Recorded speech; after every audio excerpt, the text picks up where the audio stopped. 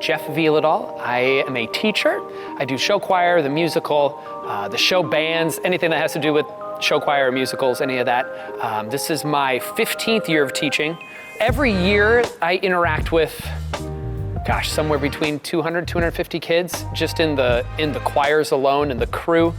That doesn't include the band kids or my students as friends who come in just to hang out in the morning and play foosball or just hang out with their friends and us at lunch or advisement. But then outside of the school day, I have show choir. I have 2 show choirs. Show band is outside of the school day, and then the musical is obviously a 6-7 week process where we meet every day.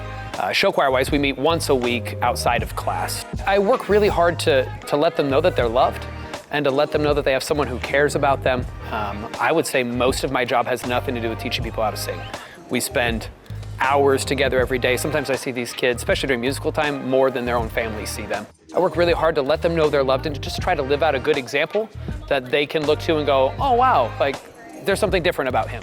And I think they all know that I love Jesus. I don't shy away from that. However, I'm in a school, so I can't obviously preach that. But in high school, I was either gonna be a youth pastor or a cop.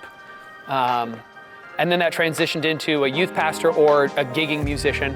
And then I realized I really wanted to be in the trenches and with the lost sheep, the people, not that youth pastors aren't, but they tend to deal with a lot of people who've either are questioning and kind of come to church, or they can kind of plant themselves in situations, but everybody knows that they're a pastor. I want to be with the kids that were running as far away as they could, and to find those kids and let them know that they're loved, and to let them know that Jesus is there. And there are kids that I talked to for 4 years and never seemed to crack. And then they, 2-3 years later would say, hey, I started going to church and it made me think of you. And so it's just being able to maybe plant that seed, or again, hopefully they'll feel the love of Jesus, but sometimes it's just the love.